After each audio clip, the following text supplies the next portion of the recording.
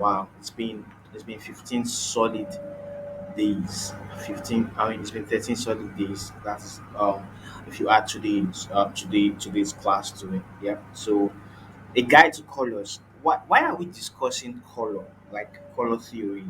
Why are we approaching color in this course? It's because um, some of you have a very solid idea of what you should design. When we did the assignment on the five design thinking steps, most of you, I think all of you had very good, you had very good ideas for softwares and etc and etc.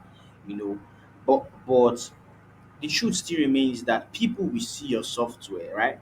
So their eyes are going to be on what you designed. And if the user interface is poorly designed, the tendency that there will be no satisfaction with your software or your solution would be very high. And color is one of the things that disqualifies jobs. Color is one of the things that disqualifies designs in itself, because the improper use of color can just basically remove the purpose, remove the purpose of your design in its entirety. So that is why we're discussing colors today. So quickly, I'm just going to go to the slide, right? So don't be a victim of color on seriousness. That's what I wrote there.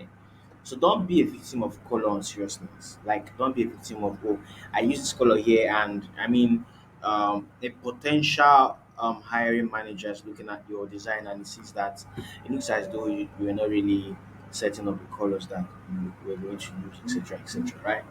So slide number 2 here says what, just trying to open it. So I think it was hanging.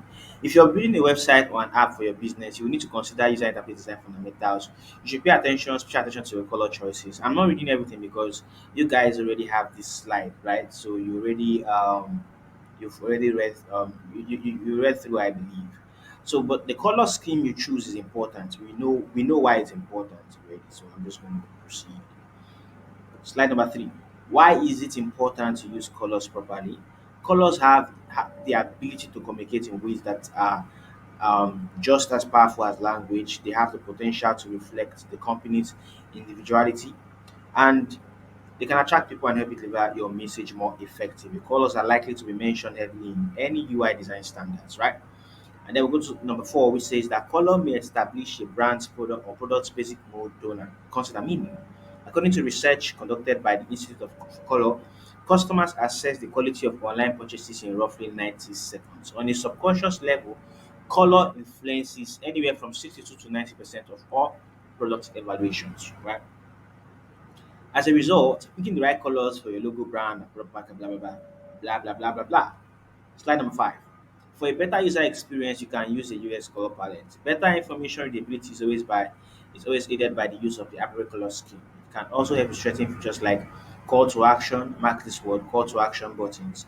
I believe you know what they are already, but we have to do it again in this class. So as a result, that's this one. The color of language might impact the buyer selection, blah blah blah. Slide number 6, color wheel. You can see the color wheel over there. Slide number 7, right? 7 years. So talk about hue, value, and saturation. The three most significant aspects of color that you need to understand. Hue is the color as it appears in nature. You know that already, right? Just the way the color appears in nature, that's hue. I'm gonna correct this. It should be green, right? And you can read the slide to know get more examples. It's just the way the color is without any addition of whatever. That's the hue. And then we have the value is the amount of light and darkness or darkness a color has, right? The value is the amount of light and darkness rather that a color has. And if you go to slide number 10, I think there we have example of value. You can see this image of the mountains. You can see that there's light somewhere around here and there's darkness around here. That's value, basically. So we go to slide number 11 because I want to just go through quickly through this thing so we can go to Figma, right? So you have more light tones if you are closer to the light and more shadows if you are further away from light, right? You know all of this already. The value plays a crucial function in user interface since when we use it correctly, we may achieve a good contrast and bring state services in our interface. So look at this one here.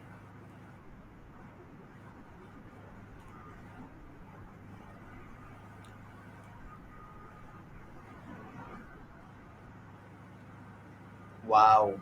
Just wow. Wow. I was shocked too. No, no, see, you people are shocking me. Oh. Like how? How? Lily Bethel. I'm sure maybe she had a call and then she was, yes, I'm recording, please. So I think she had a call and she was connected as well. So her mic probably came up, something like that. It's fine. We can proceed. It's okay.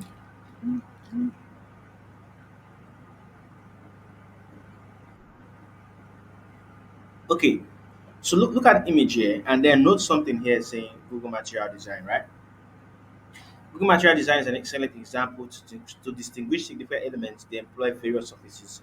Look at this very properly. You can see that we have one color here basically because that's what you're going to call it. What's the color here? Blue, right? But you see that the blue has, there's a difference with the blue. Based on what you've learned so far, you can see that this one has value. All of them have value, but some of them have value in terms of darkness and value in terms of light, right? You can think it like that. Let's say at the beginner level, yeah.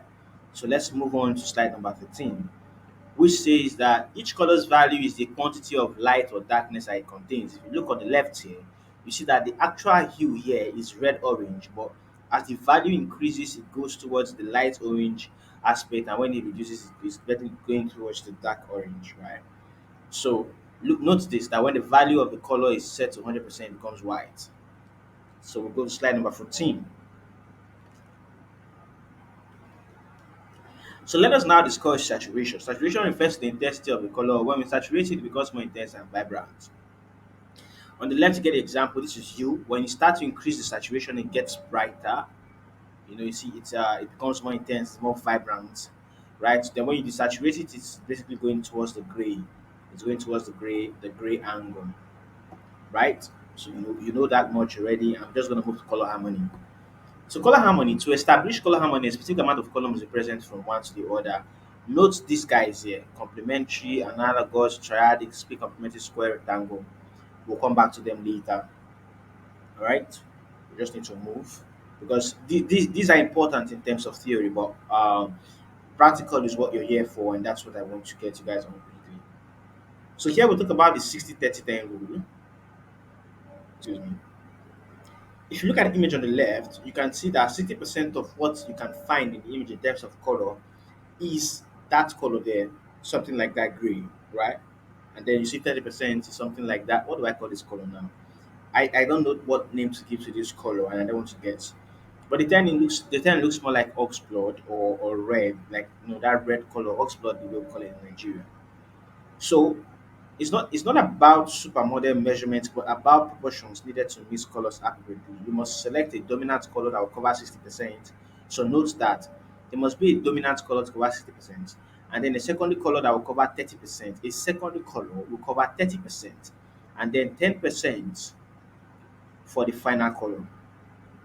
We'll do practicals on all of this in a moment. Slide number 17, you see the three color 60-30-10 rule being applied on Facebook, right? No, no, this is the three color limit rule when you are doing a design, but you're not making use of more than three colors.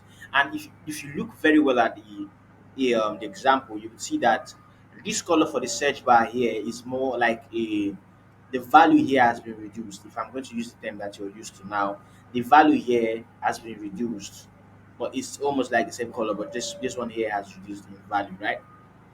So don't wear more than three colors in one example. Otherwise, you appear like a clown or a parrot. Personal stylists frequently advise their clients. They're telling you don't wear more than three colors. Don't do like them Bonner Boy and them Whiskey. You understand? You appear like a clown. But when you have money, you can do all of that. But that's not what they're trying to say. Anyways, let's move. So unless you're an expert at color mixing, it's best to keep the total amount of colors you design to a minimum, right? So if you're not very good with mixing colors, don't use a lot of colors. And I will show you more of that when we go into practicals in a few minutes. If you think your design needs more colors, try using darker and lighter shades of the colors that you've previously chosen. Look at this here. This is the example here. So instead of having red here, just use a darker shade of this guy or a lighter shade, and it's going to go well. This year is 60-30-10 rule being applied to this guy here. I'm not going to go through this. And this year is when we talk about allowing nature to inspire you, right? So nature is going to inspire you to choose colors. Let's say you're designing a website for trees. You can get a color palette from an image such as this. It's very possible, right? I remember I was doing a project for a brand that wanted to do something really African.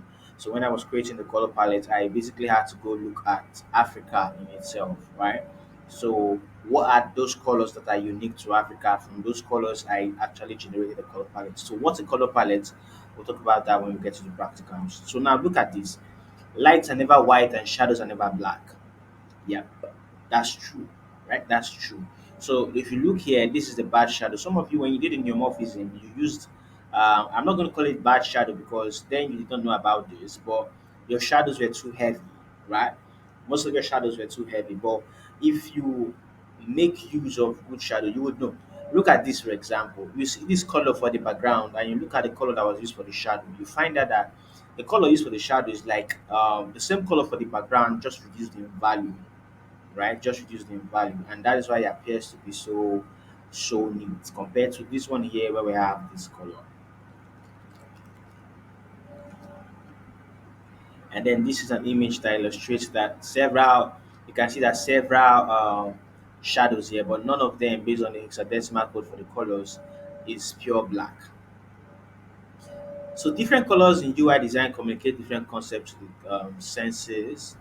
In an ideal world, you'd pick the right one at the right moment and the correct pattern. If you want to use color in UI design properly, you must first grasp what colors imply, how they affect your consumers' emotions, and how they assist you reach the intended response. Slide number 23. So warm colors are represented by red, orange, yellow, because that the colors are represent that warm feeling, right? Now I'm not going to go through all of this theory; it's a bit too much, but you can read all of that later on. I just quickly want to get into the practicals, right? So this is popular brand colors, right? Pepsi, Fanta, Snapchat. So yellow is frequently associated with joy, happiness, and sunlight. Probably why Snapchat employs it in its logo, right? Look at Tropicana here. You see it's green, and they said green invokes sentiments of regeneration and peace. Because I mean, if you look at nature, one of the most widely known colors for nature would be the green color, right? So of course that's right. So Tropicana is picking the green color, not it is very intentional because what they represent is somewhat of that nature, right? And then we have suggestions for selecting the proper color palette for your UX UI design. Colors that are clustered near to each other on the color we are referred to as analogous. Then we have complementary colors as well. I'm going to skip all of that. Color theory, mixing colors. So this one here basically is going to show you what colors mean, and maybe you can just draw inspiration from there. Say you're designing a website for, let's say, let's say you're designing a website for a hospital, right? Okay, let's say you're doing a website for a hospital and they don't have a logo. What color do you think you're going to suggest that they use for their logo based on the colors that you have here and what they mean? I think I would go for something around blue because blue represents trust, right, and stability. Or more, I know will give this person. I know will go hospital where we are not trust. You understand? So basically, if you take it like that, blue would be a very cool color. And then I could also go for green, but why? Because green represents freshness, nature. You can see it also represents growth and safety. This picture was gotten from the internet, anyways. Most of my pictures are from the internet. I didn't do these pictures. Now, the freshness, like if you're going to a hospital, you want to stay fresh, right? Safety, growth. You understand? Okay, so your color choices will depend on what color means, or if the product or the brand really they have a color, you can just take from what they have. Probably they've employed good color theory to that before you came around, right? But regardless, know your color theory very well. So here we have cool colors, warm colors, bright colors, dark color properties, right? Then this is color relationships. Mark these ones here because you're going to use them in about 2 minutes, right? You're going to know what they are. and how you can get them quickly. Designing in grayscale before adding color simplifies complex visual elements. When you do this, it forces the layout of your elements, as well as a renewed emphasis on spacing. After some brainstorming, you can begin by deciding on a single brand color. Then others would be appropriate, right? And then we have slide number 31. Every brand has a personality. When narrowing your down your color palette, you should carefully consider yours. If you want consumers to relate to your brand, you can use colors that contradict what you're trying to say. According to research, up to 85% of consumers believe color is the most important motivator in purchasing a specific product. Yeah. Color schemes for great brands aren't discovered by chance. Consider the iconic red and yellow, of McDonald's restaurants. Now, brand personality and color. Before you commit to color combinations, you can read all of this later.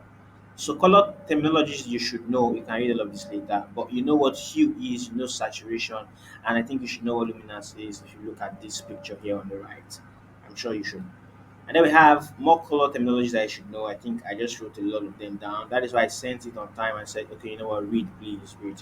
These are more color theories, terminologies that you should know. More you should know. Shade, tint, tone, very important.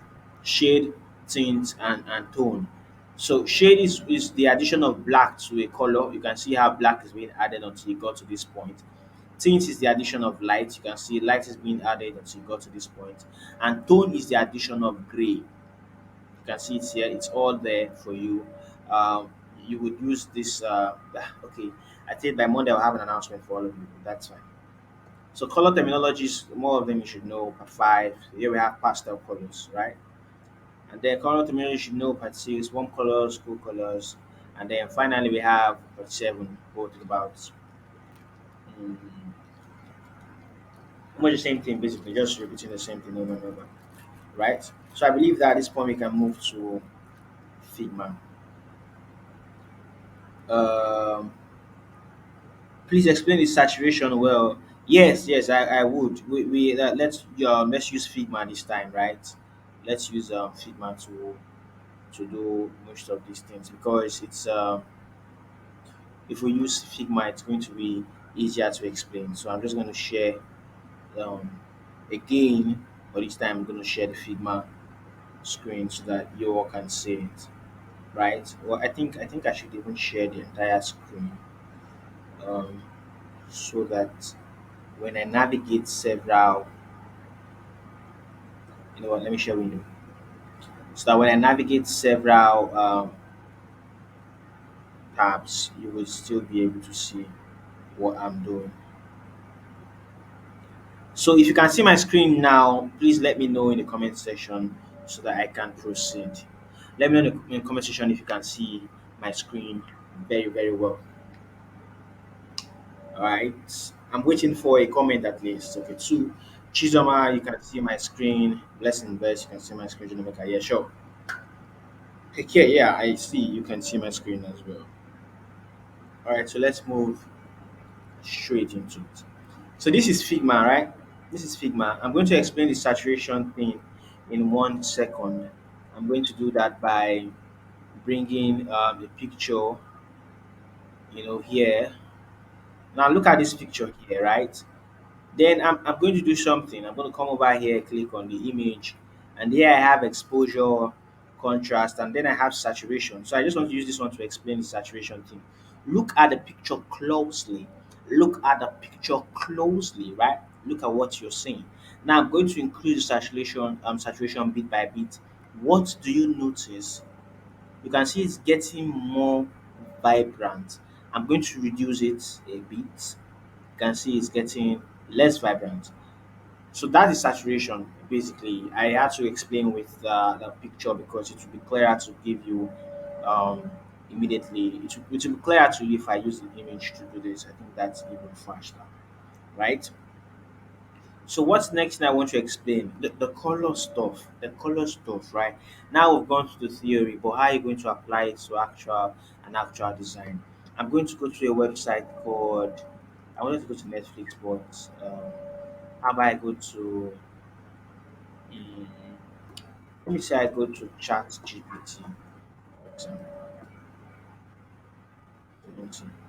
ChatGPT does not have a very nice user interface for their landing page, right? It's not very exciting to see.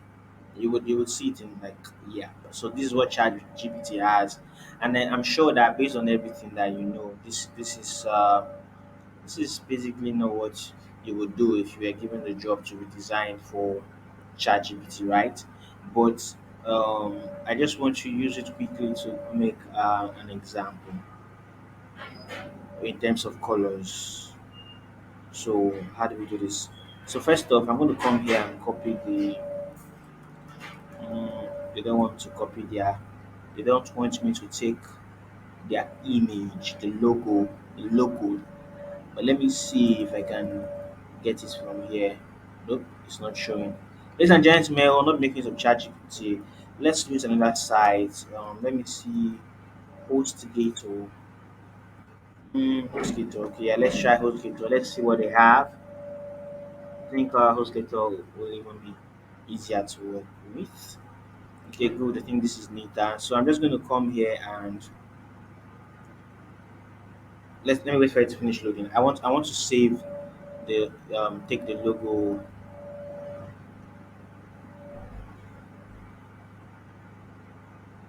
So just want to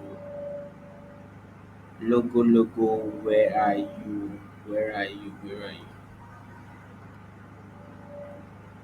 They're not letting me take the logo, so I'm going to do something. I'll just come over here, use the sniping tool, because obviously I'm just going to come here, snipe the logo, call it logo, right?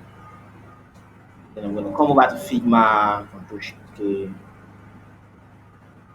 go to pictures, and then I'm going to have logo, right?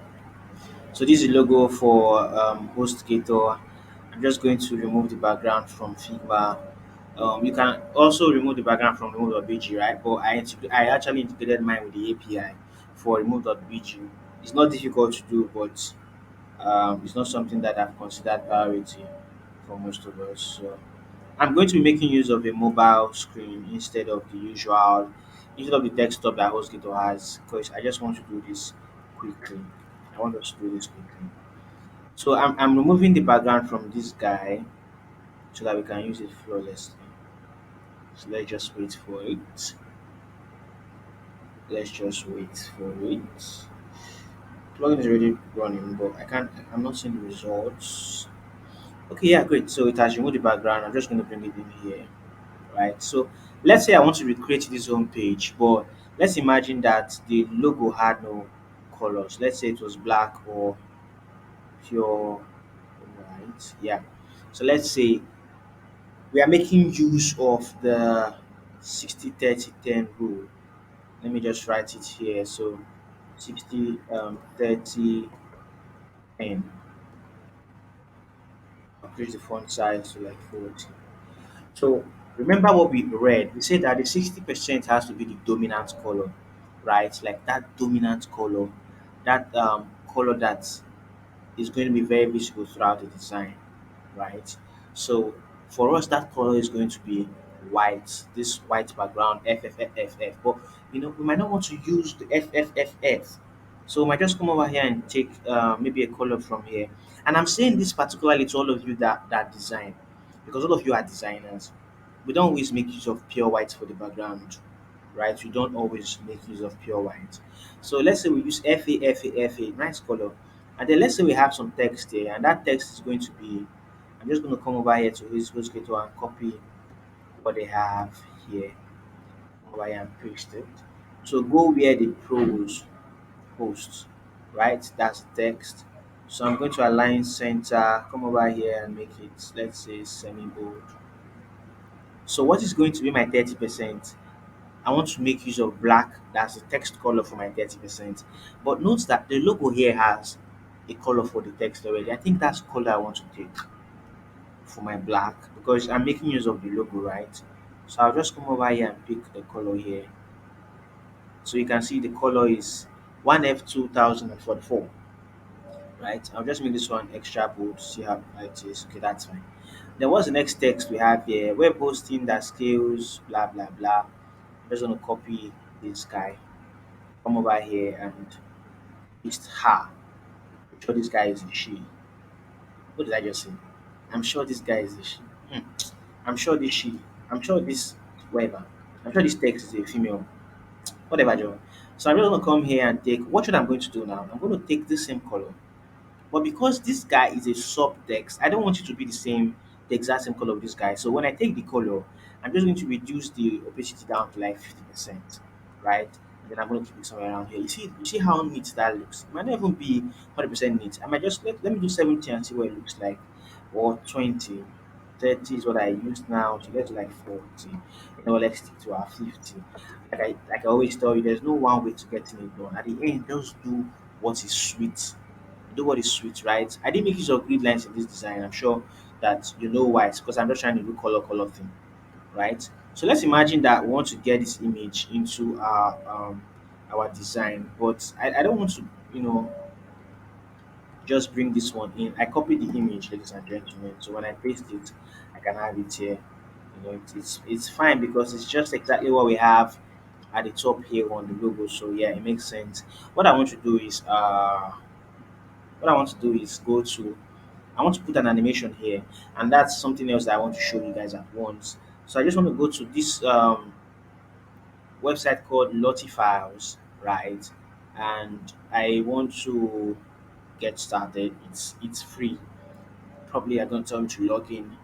Um, it's been a while that I actually logged in this site, but let me see if it's going to be flawless.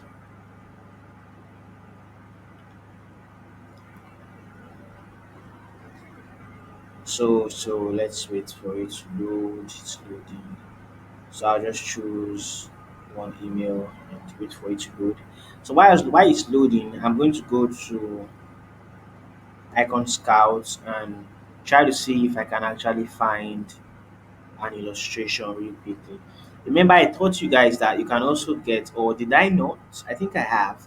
I taught you guys about where you can get illustrations from. I think I did. So what is that illustrations? You know what they are, but if you go to onjo.co, which is a website that you can actually get free illustrations from, you go to browse now. You can basically get all these illustrations here, these cartoons, you may call them cartoons. So let's say I was looking for one to use for this design. I can be searching for something like web because basically it's a hosting platform, right? So I can find something like let me say let me say this one. Let me say this one. So I want to download the SVG because I want to be able to change the colors. That's why I download the SVG. PNG you can't change the color. Okay. So SVG you can actually change the color. The plugin I use to remove the background of the logo is called Remove BG. It's the same plugin that works for your remove.bg. Just I connected mine with the API of Figma, right? So here I am on Icon Scout, and this Icon Scout is actually a paid plugin. Not all the stuff is going to be free, but I have the paid account, so I think I can use it for this example. I'm just trying to find something real quick that I can just put into the image here. I don't want to use their own image that they have, right? So let's say I come and take this one here. Let me say I take this one. It's just the first one I saw, this guy over here. So it's downloading. So when it's done downloading, it's going to come in. And while it's doing that, I want to confirm that this one is loading as well. So yeah, it's done. It's inside now. So this is she. I just cut it. I'm going to come over here and paste it. Then I'm going to reduce the size to a very smooth 400 by 400, so I can actually see where is it. Let me cut it again and paste it here. So I can see it on the left there. I'm basically dragging it into my screen now. Okay, good. So look at this. You can see that the color does not match the logo in any way. So here's what I'm going to do. I'm going to remove the logo so that we're not affected by the color from the logo. I'm just going to type HostGator here. Let's assume this is the logo, right? Because I don't want to be influenced by the color from the logo. But I'm going to maintain the text anyways. So We have our 60, right? We have our 30. Now we want to have, we are looking at the best color for this image, right? Because for most of your designs, you might have to make use of illustrations. I'm going to come here and say, okay, what's the best color I can use for this image? That is where creating a color palette comes into view. So what is a color palette exactly?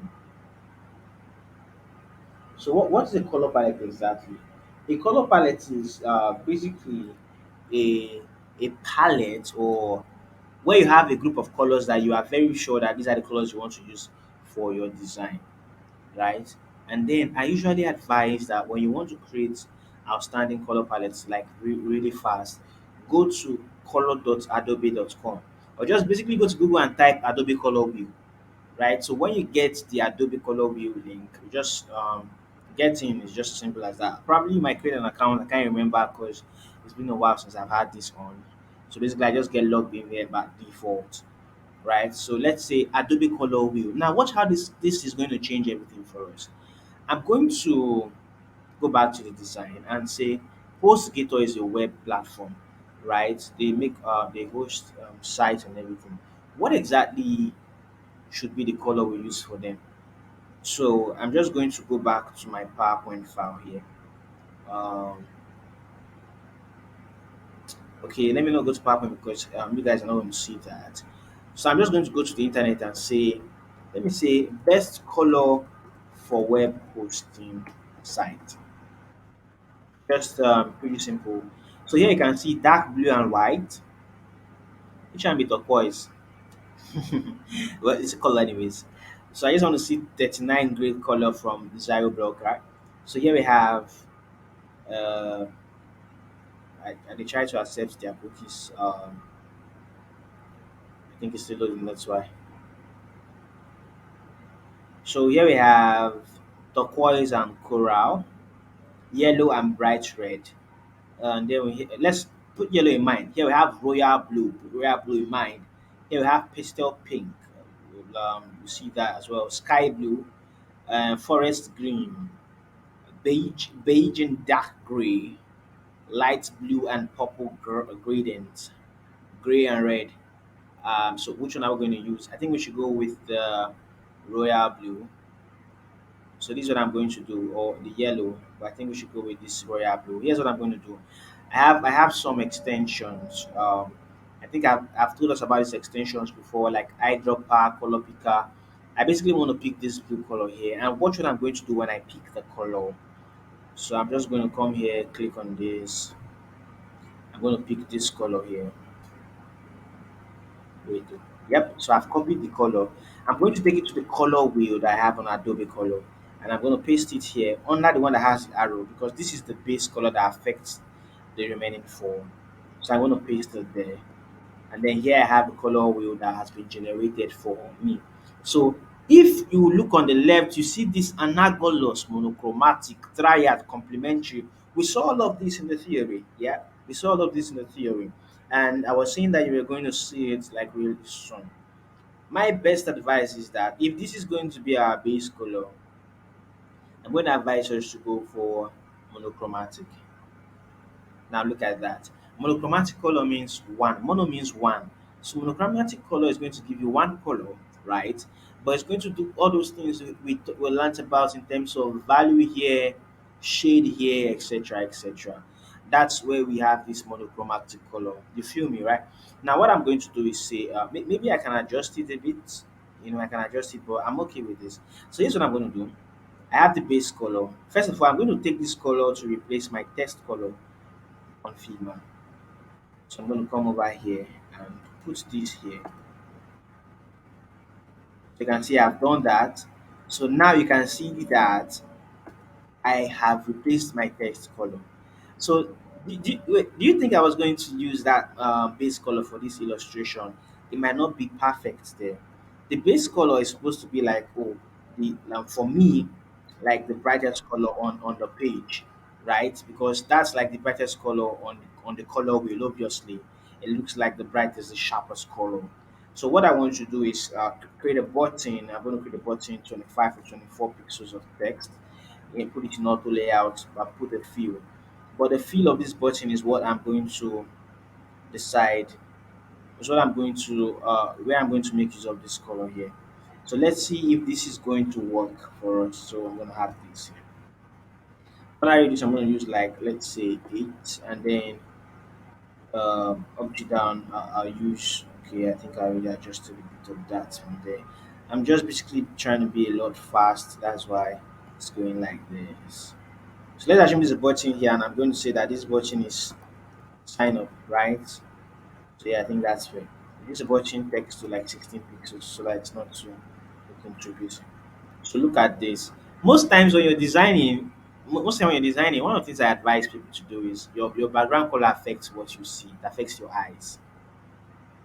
So what just happened to you? So now I changed the color of the background, the workspace I'm working on, and all of a sudden it seems a lot better. It seems a lot better because wow, like I mean, that dark background, like it was not really giving me the good vibe. You understand? But here, I didn't do pure white. I went for something around here. It seems warm. It seems warm. And then if I want to do like okay, yeah, I'm a UI designer, I could just give the frame corner use itself. And of course, I always tell you I love to do this stroke thing. Stroke outside, then probably give the stroke. I'm always going for styles. Probably give the stroke one of the colors from the palette. So now let's go. Wait, let me see something. This one here, but let's just do the same thing to be sure we're consistent with colors. I'm going to come here, select this one, and then we'll do the 50% again. Now, this illustration, gone, gone, gone. What I'm going to do, so I'm going to go up, and this is because this is the illustration that I chose. Yours might be a bit different, right? So I want to take all this because I did not I'm not advising you to make use of two sharp colors when you just start designing. Of course, I know that I can find a way to get yellow as a perfect color to match my blue. If you check the color wheel, you will see that you check complementary. I think split complementary. You can see that yellow is almost everywhere. I mean, if, okay, look at the compound for example. You can see this guy here. I can use this guy, but I'm making use of the monochromatic, right? So what I want to do is I just want to stick to this color still. I don't want to have any external color for you, so that you don't feel like oh you have to, you have to, you have to. So what I'm going to do is take let's say this one here, and sometimes you might just make use of only three. I've made use of this, I've made use of this, and now I want to make use of this. I might not make use of this too. So when I come over here, I'm going to look for the yellow and then I'm going to replace it with this. So basically all the yellow have turned into this guy. Does that look nice? I'm just going to leave it at that until I make a change to, I'm trying to get this other background there. This guy here is going to locate where the color is being used. If I click on this, you can see it's telling me that it's those spanners that have this color. So what I'm going to do is I'm going to still come here and pick this color, but this time I'll probably use my I'm going to use my charts here. I'm going to use my cursor here rather, and adjust this one to maybe somewhere around here till it sits well in my eyes. And then I have this other one here. So I'm just looking to I feel like this is even good to go. Hold on. Let me just see if there's anything still odd. Obviously, this one here and this one here is applicable to to the guy's arms. You can see the arm of the guy. That's where it's applicable. If I was making use of two colors, this illustration would be a lot more beautiful. But what are we trying to do? Simple simplicity, right? So I'm going to come over to HostGator here, and I want to style HostGator a bit to match this guy. So probably I'll just go for Gator, and I'm going to give Gator this same color. Now I'm going to see if the color is too much, if the blue is too much in my face. Um, it does not seem so, right? So this black background border I gave to my corner radius, what I'm going to do. So I'm going to give it this blue as well, but I'm going to reduce the opacity of that color to let's say like 20%, or probably 40, let's do 40. I'll reduce it a bit to like 5 so it's not too visible, right? So with this, we have made use of the 60-30-10 rule. What's the 60 here? The white, right? The white. What's the 30? The text. And then what's the 10? The 10 is this accent color here, right? So this is the 60 30 10 rule being used for waiting this up for where this people dey. Hold on. I'm going to just shoot this in there. So when you're designing a website, right? Let's say you're still learning the color thing, and you don't want to start blending in colors everywhere. You can stick to the 60 30 10 rule and make use of a monochromatic color palette, and you would do just fine. You will do just fine. That is the essence of this tool and the Adobe Color Wheel, and the 60 30 10 rule. This is what I needed you to understand about colors, right? This is what I needed you to understand about colors. Now, like I told you guys, I don't want this class to be a very long one. Okay, that's why I just went straight to the practicals. What you're going to do for me as your assignment is we're going to create 3 pages applying the 60 30 10 rule. Now, imagine I've got something like this. Imagine that these were actually onboarding screens, right? You know what onboarding screens are? Those ones where you click next, then you click next, and then you sign up, right? I mean, just look at how beautiful this guy is. But let me tweak some, let me do something to the background so that probably you guys will see what I'm saying. So, how about now? So you see that design is not difficult, color is not difficult. All you just need to do is have that discipline. Like you need to have that discipline and just work with it. Listen, you can work with just 3 colors, black, white, and one color, and your design is going to be top notch. But whatever that last color is, it has to be popping. Because if it is not popping, it might not you might not have a very good design at the end. For example, if I'm going to come here and change this color now, let's say just look at this for example. Hold on. I want to make sure that the button is involved. Um, why is he taking all of these guys? I wanted you to take this one here as well. Let me see because I want to change everything at once. So, well, it's not doing that for me. So what I'm going to do is click on this and then give it this just to be sure. All right, so now let me see if it's going to. Okay, nice. So imagine I wanted to do something like this. Look at this for example. Let's say I was creating a website for Nigeria. Just look at it. You see that all I just need to do now is change the color of that text with a very a shade of the green, but it's just there. I don't need to do much. If I was going to use red, it's just there. All I need to change now is by the time I change this my background, if I change this my background to I'm going to pick this red, and then I'm going to even this red is fine, but it's too much in my face.